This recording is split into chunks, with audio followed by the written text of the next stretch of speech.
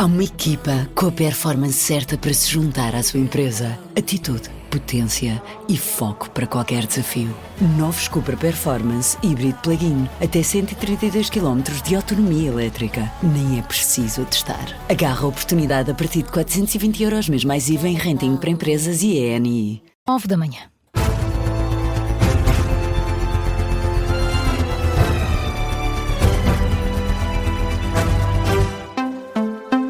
As notícias com Carla Jorge de Carvalho. Dia de greve da função pública em Lisboa, o impacto sente-se principalmente na área da saúde. O protesto é convocado pela Federação Nacional de Sindicatos Independentes da Administração Pública. Estão previstos serviços mínimos. A jornalista do Observador, Nadine Soares, está a esta hora no Centro de Saúde de Sete Rios. E, Nadine, os utentes estão a sentir o impacto da greve, apesar do Centro de Saúde estar com as portas abertas. Quem entra no Centro de Saúde de Sete Rios a esta hora encontra um cenário de meia luz, isto é, a entrada está iluminada, com os seguranças a orientar os utentes que chegam e com os poucos auxiliares que vieram trabalhar a circular pelos corredores. No entanto, todos os balcões de atendimento têm as luzes apagadas e os ecrãs desligados. Os auxiliares admitem ao observador que se trata até de um ambiente estranho, até porque o Centro de Saúde de Sete Rios é normalmente, dizem estes trabalhadores, um ambiente bastante agitado, com muitos utentes à espera, com os corredores cheios. No entanto, hoje há 4 utentes a aguardar pela sua vez, como dizia, a meia luz, e só vieram porque tinham consulta marcada e sabiam que estava marcada uma greve. E quem não sabe, fica logo a saber, não só pelo ambiente, como dizia, com algumas luzes acesas, o resto tudo apagado, mas também pelos vários papéis que se encontram logo à entrada que dá conta deste aviso de greve. Ainda assim, já sabem pelos seguranças que estão a dar informações aos vários utentes que chegam que hoje não existe nenhum administrativo a trabalhar, daí os serviços de balcão e back-office estarem completamente encerrados neste centro de saúde, aqui no Centro de Saúde de Sete Rios, e também poucos são os médicos e enfermeiros que apareceram. Foi o que conseguiu apurar o Observador esta manhã, que começa a meio gás no Centro de Saúde de Sete Rios. Os poucos auxiliares de saúde que circulam pelos corredores não sabem se os restantes colegas também vão aparecer para os turnos da tarde, mas uma coisa já é clara, uma adesão à greve bastante expressiva, pelo menos na parte administrativa deste centro de saúde, com os utentes ainda à espera esta manhã para saber se vão chegar a ter essas consultas marcadas, e com uma calma fora do normal neste dia de greve em que o setor da saúde já está a ser bastante afetado. Muita calma esta manhã, com serviços a meio gás, como este registado aqui pela Nadine Soares, o Centro de Saúde de Sete Rios, em Lisboa. A Recorte, a Federação Nacional de Sindicatos Independentes da Administração Pública, convocou este protesto contra as alterações à lei laboral, as mesmas razões que devem levar os trabalhadores às ruas no dia 11 de dezembro, o dia da greve geral. Ainda ontem à noite, Marcelo Rebelo de Sousa disse continuar otimista quanto às negociações entre governo e sindicatos. Isto porque o Presidente da República encontra sinais positivos de aproximação do Executivo e da UGT. Ontem à noite, ao chegar ao Mónaco, Marcelo Rebelo de Sousa defendeu que não se pode encarar as negociações como uma corrida em contrarrelógio. Eu acho que tem havido nos últimos dias sinais, e são sinais que eu considero positivos, da parte da UGT, de uma manutenção da disposição de diálogo. E penso que alargada em termos de concertação social a outros parceiros. E da parte do Governo também alguns sinais desse sentido. O que quer dizer que há tempo e há espaço para continuar a falar. Não é uma corrida contra o relógio, como eu dizia. As declarações de Marcelo Rebelo de Sousa, que acredita que há ainda um longo caminho a fazer no processo de negociações em torno da lei laboral. Ontem, Luís Montenegro manteve a porta aberta às negociações com o UGT, defendeu que um acordo vai sempre significar uma cedência de parte a parte. E ainda não foram apuradas as causas do incêndio desta manhã em Miracintra. Uma pessoa morreu, 12 ficaram feridas. O alerta do incêndio foi dado esta madrugada, que começou no andar de um edifício residencial. 5 pessoas foram transportadas para o hospital por inalação de fumos, 7 foram assistidas no local. Entre os feridos estão 2 agentes da PSP. João Raminhos, o comandante dos bombeiros da Gualva Cacém, adianta que as causas do incêndio ainda não foram apuradas e partilha os poucos detalhes sobre a vítima mortal. Temos aí já a família, posteriormente esses dados poderão ser dados sim pela família, não por nós. Tem alguma ideia do que é que possa ter estado na origem deste incêndio? Não, neste momento é desconhecido.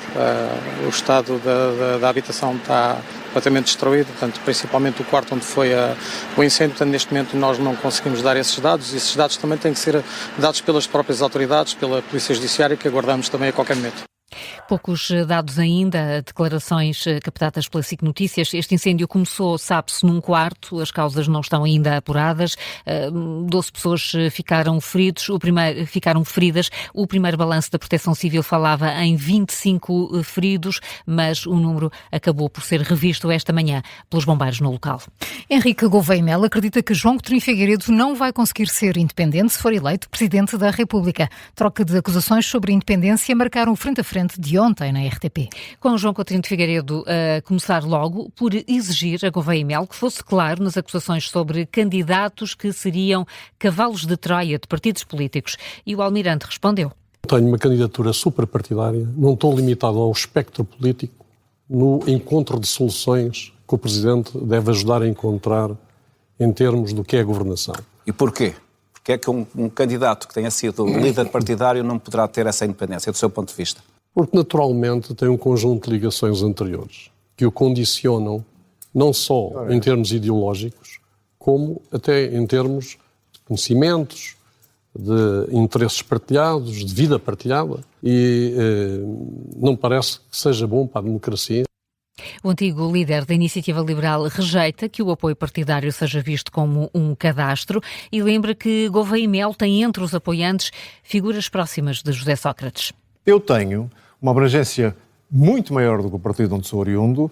Não vai dizer agora que é cadastro ter passado partidário. Independência em relação às máquinas partidárias também se vê nas pessoas que nos rodeiam. Eu não tenho ninguém na minha candidatura que tenha um passado partidário como o senhor tem na sua, de pessoas que foram altos dirigentes do PSD, por exemplo. Para já não falar de outras estruturas dentro da sua candidatura que foram, por exemplo, responsáveis pela máquina de propaganda de José Sócrates. Isso para mim é bastante mais preocupante do que de ter pertencido a um partido. E esta foi uma referência a Luís Bernardo, antigo assessor de José Sócrates, que agora dirige a assessoria de comunicação do Almirante. Outro tema a marcar o debate de ontem foi novamente a maçonaria. João Coutinho de Figueiredo questionou o apoio dado por alguns maçons à candidatura de Gouveia Melo e, tal como fez na entrevista que deu aqui à Rádio Observador esta semana, o Almirante procurou afastar o tema. Eu não sou maçom. A maçonaria está espalhada em toda a sociedade portuguesa. Não há ninguém que possa dizer que não há sequer aqui um maçom aqui nesta ação. Só posso dizer que eu não sou. Também. Pronto, eu também não sou. Já somos dois que não somos. Usa avental, mas na cozinha. Está bem, eu também. Eu nem na cozinha uso avental. Candidatos com opiniões diferentes também sobre a lei laboral. Gouveia Melo diz que precisa de conhecer o diploma antes de saber se o veta ou o promulga. João Coutinho de Figueiredo está mais alinhado com o Governo e diz que daria luz verde ao projeto. E vamos continuar a falar sobre este debate, já a seguir a este jornal, com a Liliana Reis, apoiante de Coutinho Figueiredo, e Ângelo Correia, apoiante de Henrique Gouveia Melo. E continua hoje à tarde a votação do Orçamento do Estado, na especialidade. O Chega leva novamente a plenário o tema das pensões, depois de ontem o Parlamento ter chumbado propostas de aumento estrutural do rendimento dos reformados. O partido de André Ventura diz esperar uma nova ponderação por parte de PS e PSD depois de ontem ter sido rejeitada a proposta do Chega, que previa dar aos pensionistas um aumento de 1,5 pontos percentuais às pensões até aos 1.567 euros. Foi apenas aprovada a proposta que prevê o pagamento de um suplemento extraordinário aos pensionistas caso exista margem orçamental. Proposta de PSD e CDS que será decidida pelo Governo em meados do próximo ano. O tema vai ser novamente discutido esta tarde numa sessão que começa quando forem 3 horas. No total foram ontem aprovadas 30 propostas de alteração ao orçamento na especialidade, Carla. Entre as quais o aumento dos subsídios para assistência de filhos com doenças crónicas, as deduções no IRS de parte do IVA pago em livros, espetáculos, teatros e museu, que vão ser alargadas, e os antigos combatentes, que vão ter um reforço do suplemento de pensão. Ontem foi também chumbada uma proposta do Chega para proibir o financiamento público de mesquitas. São agora 9h09. Antes do explicador, que outras notícias marcam esta manhã de sexta-feira?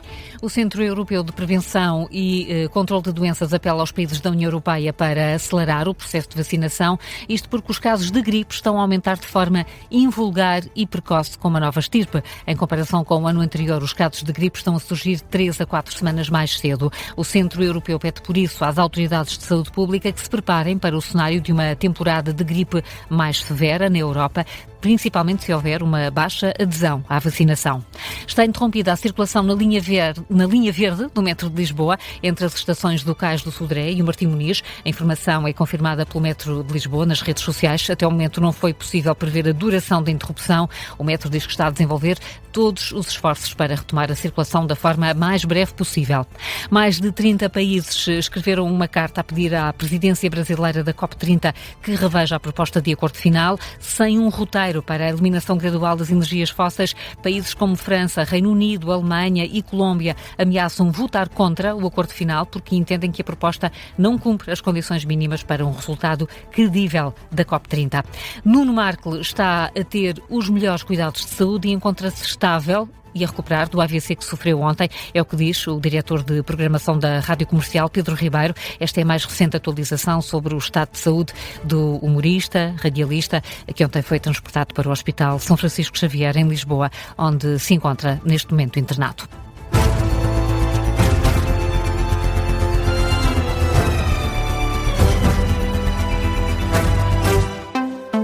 Há uma equipa com a performance certa para se juntar à sua empresa. Atitude, potência e foco para qualquer desafio.